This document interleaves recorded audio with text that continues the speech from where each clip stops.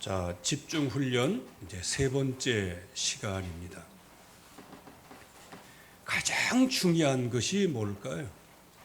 물론 언약을 붙잡는 겁니다. 그런데 우리가 언약을 붙잡고 언약에 집중하려고 하는데 먼저 우리의 마음과 생각 속에 뇌 속에 선점을 하고 있는 게 있어요.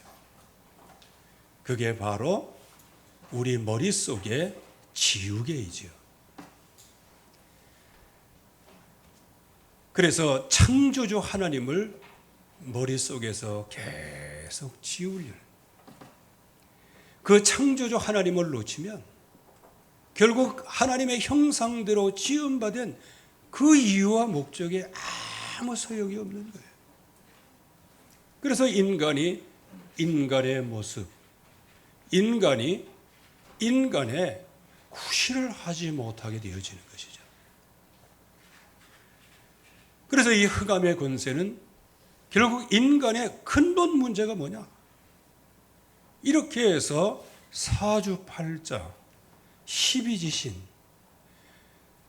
그렇게 해서 인간을 동물로 완전히 띠를 묶어서 인간을 그렇게 난도질을 하는 거예요. 그래서 얼굴 형태가 어떻고, 눈의 형태가 어떻고, 이빨이 어떻게 생겼고, 주걱턱에다가 사각턱에다가, 이런 것들이 결국은 인생 문제의 근원인 것처럼 얘기를 한단 말이에요. 인생 문제의 근원은 하나님 떠난 문제예요. 그러나 지금 이 땅에 사주팔자도 사수팔자이지만 진영 논리를 가지고요, 결국 이 세상의 모든 문제는 많이 가진 저 부르주아 때문에 내가 불행해졌다고 얘기를 하는 거예요. 사상으로도 인간 문제를 거기서 추출해 내려고 하는 거예요. 왜? 이 땅의 모든 사람들이 하나님을 떠나서 문제가 왔지 그 외에 다른 문제 어디에서 온 것은 아니에요. 그 결과를 붙잡고 계속 붙잡고 씨름을 하는 거예요. 그러다 보니까 아무리 좋은 정책과 좋은 사상과 좋은 철학을 갖고 있어도 하나님 떠난 문제를 해결할 수 없기 때문에 결국은 그들의 얘기하는 것은 그냥 일시적인 것, 찰나적인 것 뿐이고, 한마디로 얘기하면 희망 고문인 뿐이에요. 그렇기 때문에 인간의 근본 문제를 모르도록 자꾸 우리 머릿속에서 흑암 권세는 지운이 가요. 그러니까 유일한 구원의 길 대신 우리 주 예수 그리스도예요. 이 이름을 들어도 듣지 못하고 보아도 보지 못하고 만져도 감각이 없고 맛보아 알지도 못하고, 그러니까 인생 자체가 내일 죽을 터이니 오늘 먹고 마시자, 오늘 즐기자. 세상의 정욕, 안목의 정욕, 이생의 자랑, 이 세상에 오는 것들, 그런 것들이 팽배한 문화 속에서 우리 자신이 길들여지고 길들여진 그대로 하나님 앞에 나와서 말씀을 들으니 말씀이 들려오지도 않고, 나오면 좋긴 한데 영적인 비밀은 없고, 그래서 껍데기는 모양은 있는데 그 속이 채워지질 않는 거예요. 그래서 흑암 권세가 저와 여러분들을 예수 믿기 전에 옛 처질, 옛 것, 그 올무, 틀, 이런 것에 우리를 잔뜩 묶고 놔서 결국 하나님의 말씀이 들려오지 않도록, 구원의 길이 뭔지 모르도록 우리의 마음속의 생각 속에서 그것을 사라지게 만드는 거예요. 그래서 조금 기도하면 말씀이 기억나다가 조금 분노한 일이 생기면 한 번에 그냥 말씀이 어디 갔는지도. 왜 그러냐? 마귀는 지금 고도로 집중을 하고요. 그래서 하나님의 백성이 진정으로 승리할 수 있는 길은 마귀의 집중, 고도의 집중, 그 하는 만큼 우리가 언약에 집중해야 됩니다. 그래서 우리가 이 말씀에 집중하지 않으면 우리에게 고도의 전력을 가지고 우리 머릿속에서 가장 중요한 말씀들을 지어가는 그 흑암의 권세를 어떻게 이길 수가 있겠어요? 그래서 제자들이 하나님 앞에 주님께 부름받고 주는 그리스도시요 살아계신 하나님의 아들이십니다, 이렇게 신앙 고백을 하고, 그래서 주님께서 너무 기쁘셔서 파유나 시몬아 네가 복이 있도다, 이거를 내게 알게는 혈육도 아니고 이거는 하늘에 계신 하나님 내 아버지께서 알게 하셨다. 바로 그 너는 바로 베드로라. 그 반석 위에 내가 내 교회를 세우리니 음부의 권세가 이기지 못하리라. 그래서 천국 열쇠까지 주시겠다고 약속을 해 주셨어요. 그래서 그 언약을 붙잡은 제자들과 베드로, 얼만큼 마음과 중심에 풍성한 은혜로 넘치겠어요. 그러나 그 그리스도는 고백을 했지, 그리스도가 이 땅에 오셔서 무엇을 하셨는지에 대한 것은 까맣게 잊어버리고 있었어요. 그래서 주는 그리스도시요 살아계신 하나님의 아들이십니다, 그 신앙을 고백한 바로 그 연장선이에요. 그때 비로소, 왜? 신앙 고백에 나왔으니까 비로소 이제 많은 제사장들, 이런 사람들에게 이제 고난을 받고 죽고 3일 만에 부활해야 된다, 이것을 제자들에게 얘기를 할 때, 그때 베드로가 항변을 했어요. 주여 그리하지 마옵소서. 그때 예수님께서 사탄아 물러가, 너는 나를 넘어지게 하는 자로다. 그래서 저는 이렇게 묵상을 했어요. 신앙 고백할 때는 반석이었어요. 그러나 십자가 이해 못하고 부활 이해 못하니 거침돌이 되어버리고 마는 거예요. 그래서 반석과 거침돌은 습자지 한 장 차이예요. 그리고 또 말씀하십니다. 그때는 제자들이 마음에 매우 근심을 했어요. 아니, 십자가에서 죽으셔서 너희 죄를 용서하고 3일 만에 다시 부활하신다고 말씀하시는데 왜 슬픔이 가득할까요? 또 말씀하시고 또 말씀하시고 또 말씀하셨는데, 그때마다 여러분들 저기 마태복음을 잘 이렇게 보시면요, 그 십자가에 죽으시고 부활하실 그것을 말씀하실 때에 제자들의 반응을 기록해 놓으셨어요, 하나님이. 처음엔 항변하다가, 나중에는 그냥 심히 근심하다가, 이제 세 번째부터는 아무 얘기가 없어요. 그 말은 뭐냐? 또 그 얘기 뭐 이렇겠지 뭐.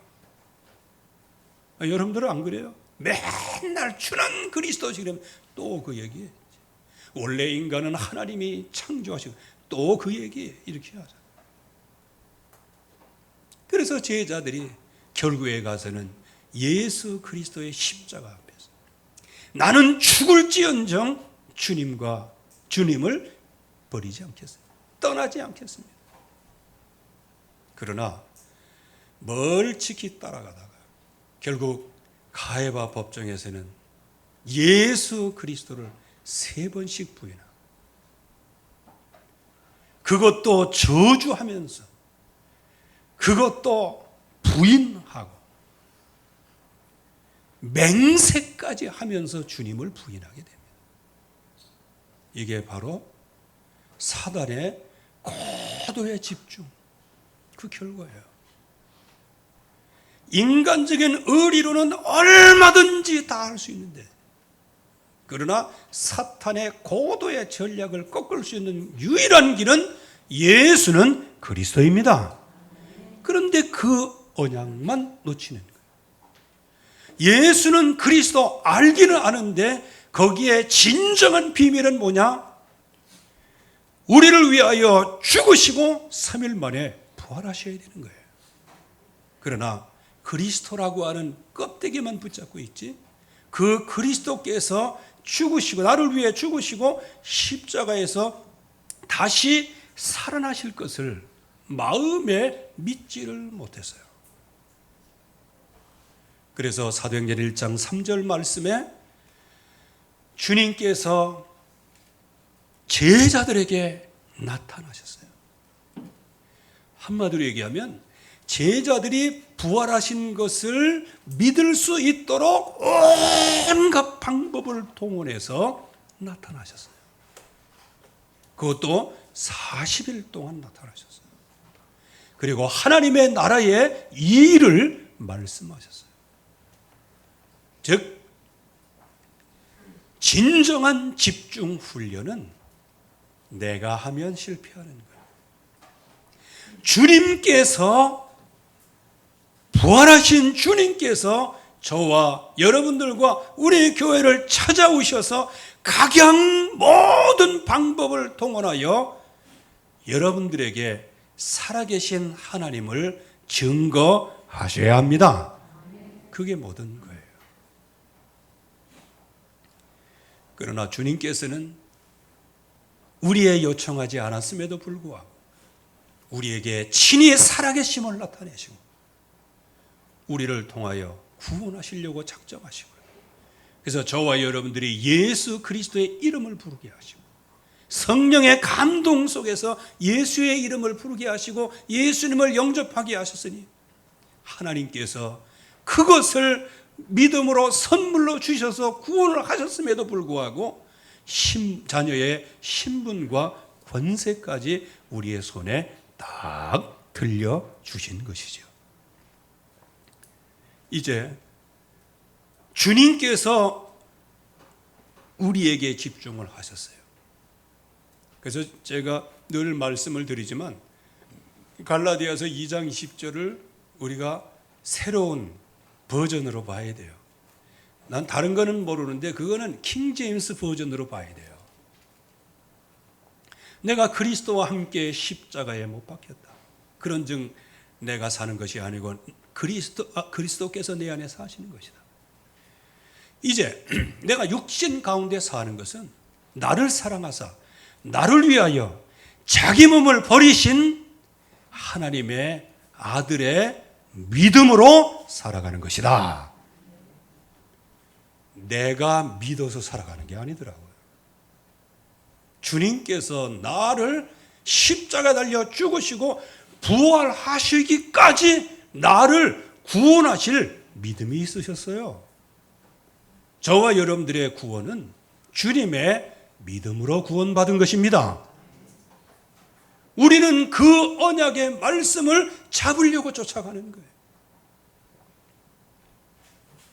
그래서 이 집중 훈련, 주님께로부터 오는 그 은혜, 주님께서 우리에게 베풀어 주신 그 축복, 여기에 깊이 집중할 때 드디어 우리의 인생이 역전될 줄로 믿습니다. 그래서 우리가 빨리 우리의 인생 역전을 해야 돼요. 아무튼 간에 이 땅에 태어나서 여러분들이 예수 그리스도를 믿었다. 여러분들이 인생 역전한 거예요. 왜? 이 땅에 태어나지 않았으면 전능하신 하나님을 어떻게 알았고, 이 땅에 태어나지 않았으면 우리 주 예수 그리스도께서 나를 사랑하사 나를 위하여 자기 몸을 버리신 그 은혜를 어떻게 체험하겠어요?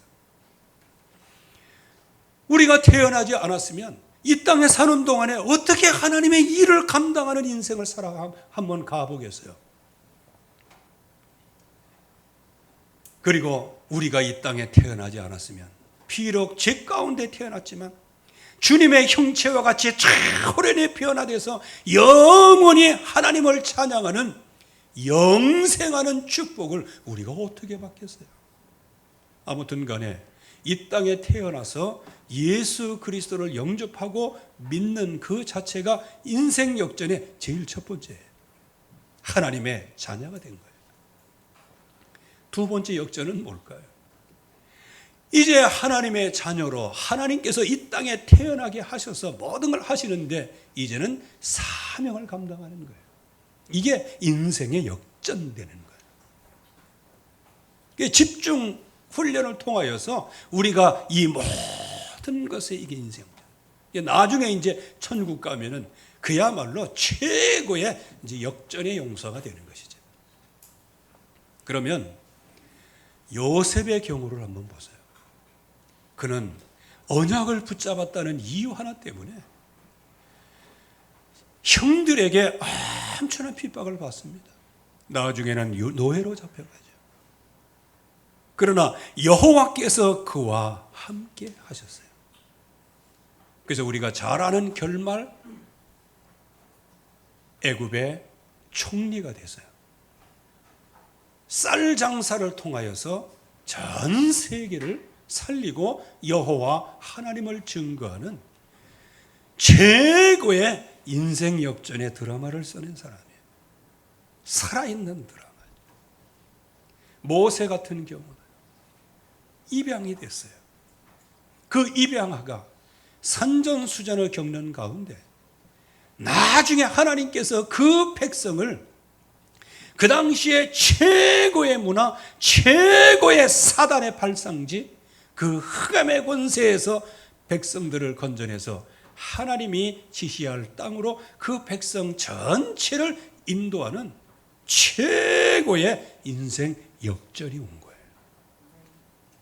사무엘 같은 경우도 우리가 얼뜻 보면 사무엘이 굉장히 행복하고 좀, 아이고 5살 때요, 어둠침침한 어느 누구도 없어요.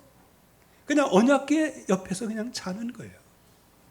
거기에다가 교회 분위기라도 괜찮으면 괜찮은데 엘리 제사장은 늙었고 그 아들이 제사장으로 있는데 홈리와 비느하스는 얘는 완전히 제사장은 제사장인데 완전히 그냥 타락한 개망나니 제사장이에요. 그러면 여기에 사무엘이 서 있을 자리가 어디예요? 그러니까 어린 사무엘에게 하나님이 말씀을 다일렉트로 주시는 거예요. 즉 고아 상태로 그 엄청난 두려움과 또 엄청난 그 환경적인 흑암의 세력들, 이런 가운데서 하나님께서 한 시대와 오고는 시대의 증인이 되어지는 주부, 그 배경에서는 한나라는 여인이 어마어마한 기도 속에, 기도의 배경이 되어지는데 한 나라를 구원하고 또 모든 현장에 있는 그 백성들에게 하나님의 능력을 보이는 그런 축복 속에 있었습니다. 특별히 렘넌트 7명 가운데는 바울이라고 하는 인물이 있어요. 이 바울이라고 하는 인물은 그야말로 지금까지 하나님을 잘 섬긴다고 했는데 하나님과 원수가 되었어요. 참 이거 굉장히 모순되죠. 하나님을 위하여 자기는 생명을 건다고 했는데 하나님이 마련해 주신 구원의 길 대신 그리스도와 그로 인하여 거기에 부름받은 제자들, 신자들, 이런 사람들을 잡아 죽이려고. 그래서 사도 바울은 이제 딱 그렇다는 얘기는 아니고요, 한 40살까지는 그야말로 엄청난 훈련 속에서 율법적인 훈련을 받아오게 되죠. 그러나 사도행전 9장 1절 말씀에는 위협과 살기가 충만해서 등등했다 그랬어요. 자, 그건 뭐죠? 예수 그리스도를 만나기 이전에는 어떤 모습이에요?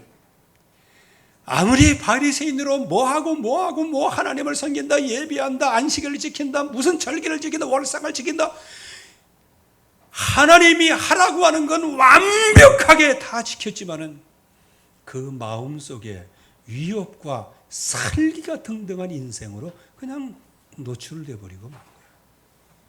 혹시 여러분들 예수 믿는다고 하면서 날마다 살기가 등등하고 위협이 등등하고 이것만 여러분들 안에 가라지처럼 자라고 있는 거 아니에요? 날이 갈수록 미움은 깊어지고 날이 갈수록 두려움은 깊어지고 날이 갈수록 근심과 염려는 깊어지고 이거는 하나님의 계획하신 게 아니에요. 이 바울이 지금까지의 모든 인생의 여정은 위협과 살기가 등등한 그런 모습이에요. 그건 하나님께서 진단하신 거예요. 그때에 주님께서 그 다메섹 또 상으로 다메섹을 통하여 이제는 현장의 제자들을 잡으려고 하는 그런 사도 바울을 하나님께서 꺾으시는 거예요. 어떻게 꺾으셨습니까? 시공간을 초월하는 보좌의 능력으로 그에게 나타나신 거예요. 그래서 금년에 저와 여러분들이 진정으로 편집을 해야 될 언약이 있어요. 그게 뭐냐? 시공간을 초월하는 보좌의 능력이에요. 바로 시공간을 초월하는 보좌의 능력, 부활하신 주님께서 바울에게 나타났어요. 바울아, 사울아, 사울아, 네가 어찌하여 나를 핍박하느냐? 주여, 네 시온이니까 나는 네가 핍박하는 예수다. 그 한마디에 인생이 완전히 역전되어 버렸습니다. 우리는 이 주님의 음성에 들려와야 될 줄로 믿습니다. 이 주님의 음성이 내게 들려와요. 237 영적 치유, 영적 서밋 빈 곳을 살리려. 영적인 파수꾼, 영적인 의사, 영적인 서밋으로 금년 한 해에 저와 여러분들을 부르셔서 이 언약으로 편집을 하셨어요. 이거는 내가 편집하는 게 아니고 하나님께서 나에게 편집을 하신 거예요. 그래서 우리는 꼭 기억해야 할 말씀이 있어요. 사도 바울은 내가 주님께 잡힌 바 된 그것을 잡으려고 쫓아가노라. 무슨 얘기입니까? 주님께서 바울을 잡으셨다는 거예요. 그건 바울만 그럴까요? 바울만 독특하기 때문에 글을 쓰시기 위해서 그렇게 하셨을까요? 아니에요. 나를 사랑하사 나를 위하여 자기 몸을 버리신 하나님의 아들의 믿음으로 살아가는 것이다. 그리스도께서 나를 구원하실 믿음을 갖고 계세요. 그렇기 때문에 우리가 하나님을 떠나고 우리가 혹시 육신 가운데서 헤매고 방황할지라도요, 여호와는 자기 이름을 위하여 우리를 의의 길로 인도하시는도다. 이제 하나님의 백성들이 광야에서 막 불신앙을 할 때, 그때 하나님께서 모세를 부르셔가지고 내가 이 불신앙하는 거 이제는 더 이상 못 보겠다. 내가 이 백성들을 완전히 멸하고 너와 함께 새로운 나라를 세우겠다라고 얘기했어요. 그때 저 같으면 할렐루야! 저도 말이죠. 저 노새와 같이 저 말도 안 듣는 저것들 그냥 시전해버리세요. 이렇게 얘기했을지 모르겠어요. 모세가 얼마나 괴롭힘을 당했는데 그래요. 그래서 하나님께서 모세를 평하실 때 그야말로 이 세상에서 모세와 같이 온유한 자가 없었다 그랬어요. 근데 그때 모세가 하나님 앞에 엎드렸죠. 하나님, 그들이 죄 가운데 죽는 것은 당연하거니와 하나님께서 그들을 인도해 내셔서 광야에서 다 백성들을 이끌 힘이 없어갖고 다 죽였다. 그렇게 하면 하나님의 이름이 어떻게 되는 거예요? 이렇게 하면서 그 말씀을 하실 때 모세는 하나님의 이름을, 존귀한 여호와의 이름을 가지고 하나님 앞에 기도한 거예요. 그때 하나님께서 그야말로 그들을 다시 회복시키시고 인도에 나가시잖아요. 저와 여러분들의 비록 연약할지라도요, 우리를 구원하시되 나를 사랑하사 나를 위하여 자기 몸을 버리신 하나님의 아들의 믿음, 그것 때문에 저와 여러분들은 그의 이름을 위하여 우리를 의의 길로 인도하고 계시는 줄로 믿습니다. 그래서 우리는 이 언약의 말씀으로 편집을 하는 것이죠. 그래서 이 언약으로 설계를 하는 거예요. 그러면 하나님께서 왜 우리에게 이러한 능력과 이런 말씀으로 역사하시는가? 이유는 시대재앙이에요. 이 가운데서 제자의 설계는, 광야길에서 나의 설계는, 이 시대의 재앙 가운데 나의 설계는,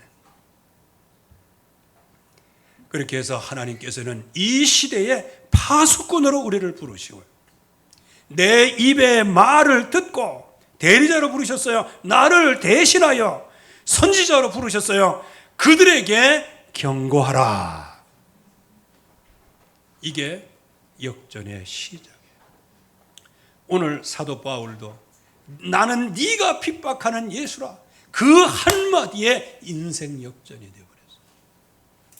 거기에 들려오는 말씀이 있었어요. 그게 바로 오늘 읽은 본문의 말씀이죠. 이방인과 임금들과 이스라엘 택한 족속을 위하여 택한 나의 그릇이다. 그러나 이 택한 그릇이요, 그가 얼마나 큰 일을 행해야 될 것인지 내가 그에게 보이리라고 말씀하셨어요. 그러나 그 큰 일에는 뭐가 따른다는 거예요? 고난이 따른다는 거예요. 여러분들, 실력을 키우기 위해서 눈물을 흘리며 씨를 뿌려야 됩니다. 씨 뿌리지 않고 나는 거 봤어요? 이상만 가지고 승리하는 사람 봤어요?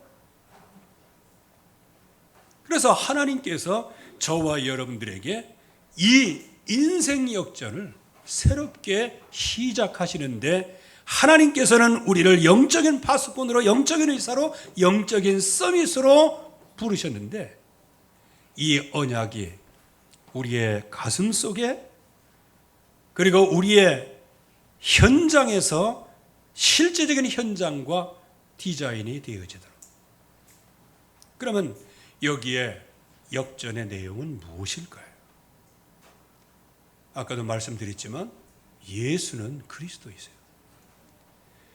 그분이 사도행전 1장 3절에 친히 살아계심을 나타내신 것처럼 바울에게도 친히 살아계심을 나타내셨습니다. 우리 한번 다 같이 한번 따라해 보세요. 주여, 저에게도 친히 살아계심을 나타내 주옵소서. 이게 우리의 집중이에요. 이게 바로 집중 훈련이에요. 보좌의 능력으로, 시공간을 초월하는 능력으로, 기도와 말씀으로 바울에게 나타나시는 거예요. 그리고 그리스도 언약을, 나는 네가 핍박하는 예수다, 그 한마디에서 모든 해답을 다 얻었어요. 여러분들, 진짜 약속을 붙잡고요, 하나님께 무엇이든지 집중하면 한 번에 터득이 돼요.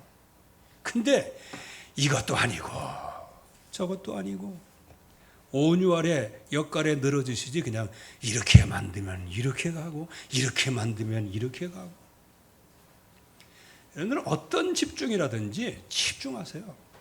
그래서 제가 우리 렘넌트 가운데 스마트폰 중독이 너무 많잖아요. 내가 그래서 그렇게 말씀을 줬어요. 야, 너 스마트폰 진짜 중독이지? 그래, 중독이라는. 그거 중독이 아니라 집중력이라는 거야. 에? 스마트폰에 집중하는 거야. 근데 마귀가 유혹해가지고 너로 하여금 뇌가 썩도록 만들고 마음이 썩도록 만들고 이렇게 해서 스마트폰에 집중하는 것 같은데 실제적으로 집중하는 너를 보면 마귀가 우려가 나타난단다. 왜? 글쎄 요 놈이 스마트폰에 집중하는 요 집중력이 언약에 집중되면 난 어떻게 되는 거야? 하려면 좀 제대로 해. 보려면. 집중하는 게 집중. 바울의 집중 보세요. 예수 믿는 모든 사람을 그냥 잡아 죽이려고 해요. 왜? 자기의 교리에 안 맞는 거예요. 바리새인에게는 안 맞는 거예요. 이건 신앙 종교예요. 그러니까 그게 하나님과 원수되는 일인지도 모르고 거기에 막 집중하다가 나는 네가 핍박하는 예수다. 그 한마디에 인생이 바뀌는 거예요. 저와 여러분들이 집중 훈련 속에 있을 때 그때 툭 던져지는 하나님의 말씀이 여러분들의 인생을 확 바꿀 줄로 믿습니다. 그러니까 이것도 아니고 저것도 아니고 천안 삼거리 흥뭐 이렇게 여러분들 집중하시기를 주의 이름으로 축원합니다. 그러니까 이때 언약에 들려오는 거예요. 그리스도를 만나면 결국에 와서는 언약이 마음의 확정으로 택한 나의 그릇이다. 내가 바울을 얼마나 고난을 받아야 될지 내가 그에게 보이리라고 말씀하셨어요. 그래서 주의 뜻과 주의 음성과 앞으로 증인될 것에 대하여 확실한 언약으로 마음의 확정이 됐어요. 이 복음이 말로만 너에게 전한 것이 아니고 오직 성령과 능력과 큰 확신으로 된 것이니라. 큰 확신이.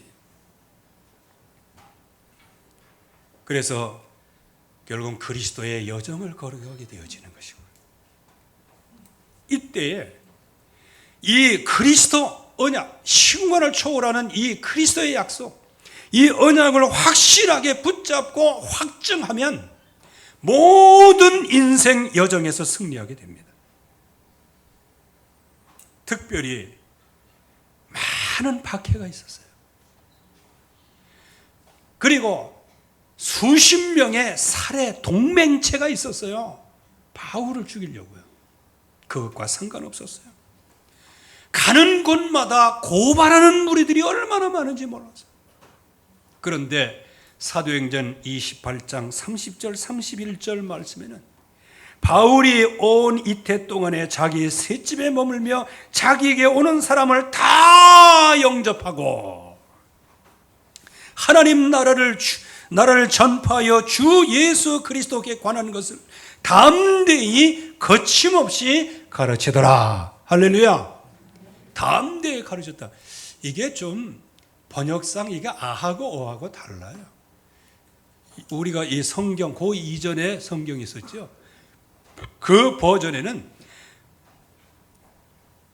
관한 모든 것을 가르치되 그 많은 자가 없었다. 그렇게 얘기했어요. 그 많은 자가 없었다. 요거보다 더 조금 더 구체적으로 번역된 게 있어요. 담대하게 거침없이 가르치나 아무도 그를 막지 못하니라. 이게 킹제임스 버전이에요. 뭐 그 신봉자는 아니에요. 왜? 번역본에 더 구체적으로 다가오니까. 거기는 그렇게 번역이 되어 있어요. 아무도 그를 막지 못하였다.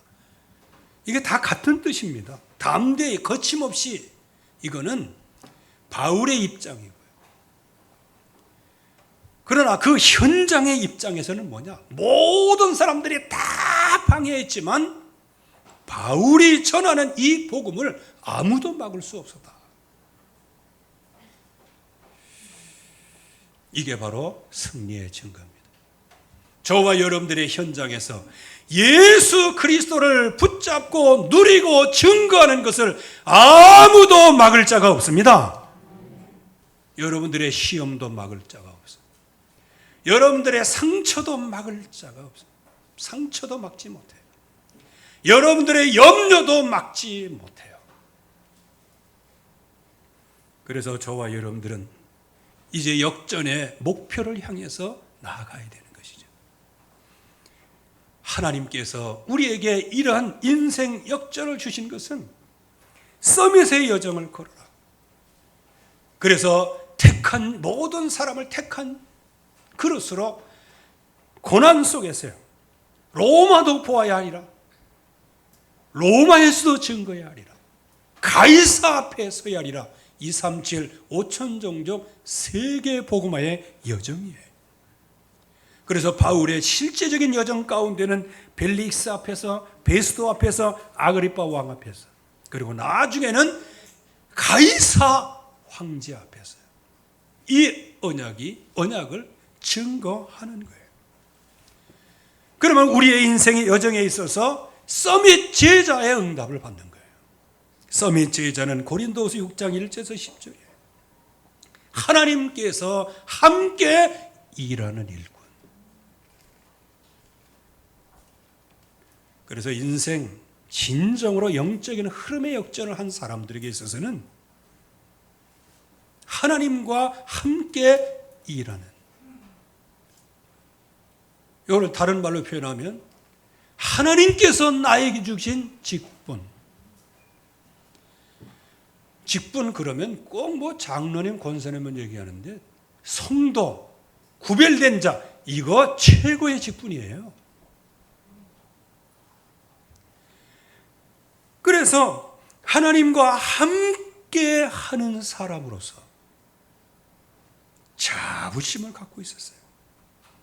그래서 하나님께서 나와 함께 계시기 때문에 이 직분이 비방을 받지 않기 위하여, 즉 내 안에 계신 주님께서 비방을 받지 않도록 어떤 일이든지 실족거리를 주지 않았다 그랬어요. 이게 직분의 엄중성이에요. 여러분들이 외관 선교교회 출석하면서 하나님의 함께하는 일꾼으로 응답을 받는 것인데, 여러분들이 교회에 실족거리를 주지 아니하고 하나님과 나와 함께 하시는 여기에 다른 사람에게 실족거리를 주지 말라는 거예요. 그게 바로 일꾼다운 처신이죠.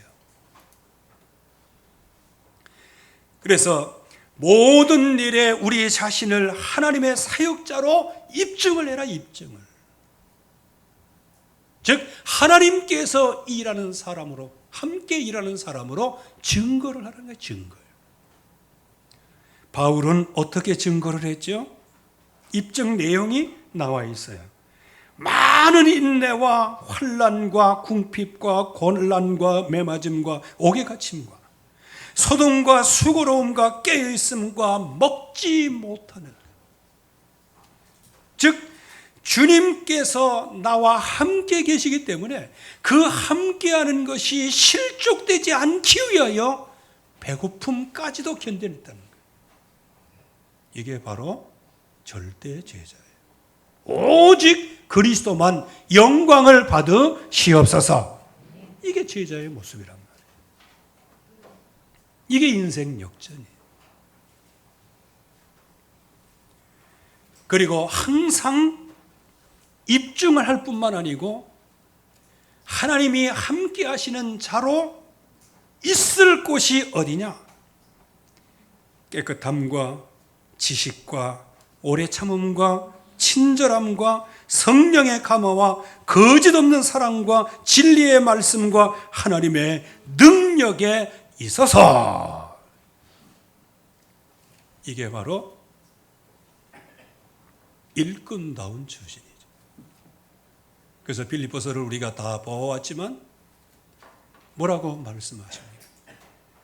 너희는 복음에 합당한 생활을 해라. 너희는 세상의 빛이다. 빛의 자녀처럼 행하라. 빛의 열매는 의와 진실함, 착함에 있다고 말씀하십니다.